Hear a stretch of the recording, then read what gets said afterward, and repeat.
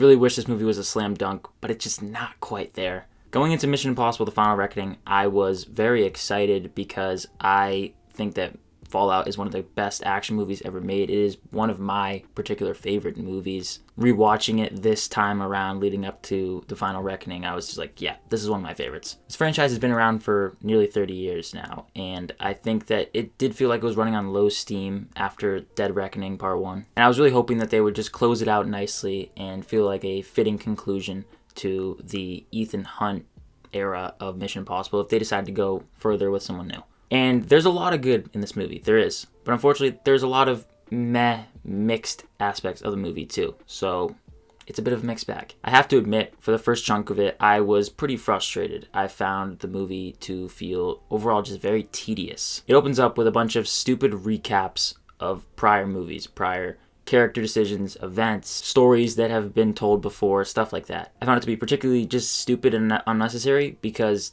to me it felt like they didn't trust the audience to not only read between the lines and figure out why a character was maybe acting this way towards that character, or why there was a lot on the line, whatever it may be. Maybe a general audience goer will think that that is a refreshing part of the movie and it will get you up to date if you didn't have time to binge the series up until this point, which I totally understand. Not everyone has the time to do that, but in my opinion, I think that a fitting conclusion can still stand on its own. It doesn't need to be a callback to everything else that has come before it. You can have those callbacks, but you don't have to be overt right in the audience face, like, remember this, like this happened. Like, true fans will remember that it happened. And then on top of that, there is just an overabundance of exposition dumps. This movie is exposition dump heavy. There is numerous exposition dumps, like too many to the point where I lost track of just how many in a row there were. And that in and of itself is just frustrating because the movie just stops, tells you what's going on, this is what they have to do, and then it will rinse and repeat, do it again. And it doesn't really feel like it's a part of the story.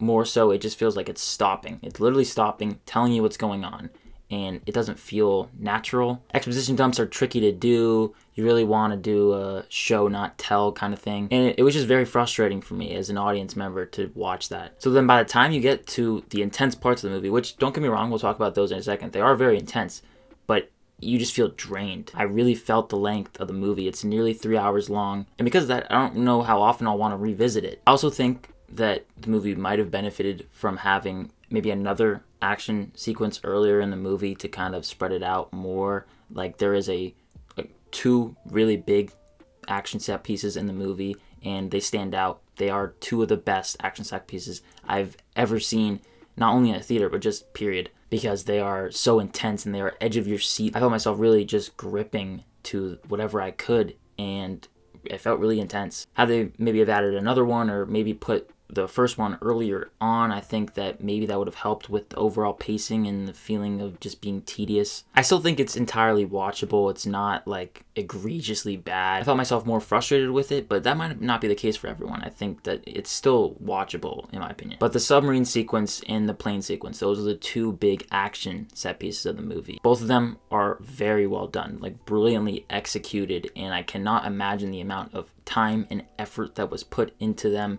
Watching some of the behind the scenes footage on the Fallout 4K disc, which is, by the way, highly recommend if you want to just even get an ounce of what it's like to be in a Mission Impossible movie, the amount of work that it takes. I would love to see the special features for the Final Reckoning movie, but that'll come in due time. You really just have to give Tom Cruise all of his flowers because he is tremendously talented and really gives it his all. Like, you all know that. I don't need to sound like a broken record at this point. Everyone calls him the last great movie star. Hopefully he's not the last great movie star, but I think that he just deserves the world and more for the entertainment that he brings with these movies. And those action set pieces are really like must see in a theater. When it comes down to it, I think those are the two big things that decide whether this is, for me, a recommendation to go see in a theater or watch at home. Because I think this movie is a fine enough watch at home. If it wasn't for those action sequences, I think I would be much lower on the movie, actually. But I left on a high because it ended just so well. One of the interesting parts in kind of seeing some interviews leading up to the release of this movie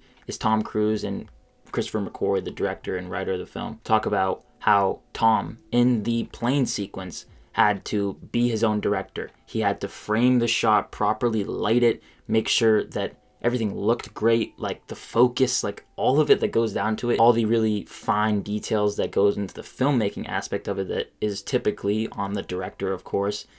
Because Tom Cruise is up in the air so high up by himself, that's all on him. And it's just another added layer to how he just deserves so much for that. I have loved the team surrounding him, all the actors and the characters. They have always been great. Simon Pegg particularly. Haley Atwell, who I would have loved to have seen more of in the other Mission Impossible movies, but for the 2 movies that she was in, she was great. I didn't really feel the cohesive team camaraderie this time around because they are kind of split up. But by the end of it, it does feel like a nice send-off to them and whatever is in store next for the Mission Impossible franchise. If it decides to end, I'm content with it. If they want to do more, I would want Tom Cruise to be involved, but we'll see. And that's simply because he just delivers spectacular movie-going experiences, of course. A character that I do want to mention, though, is Angela Bassett, who plays the president.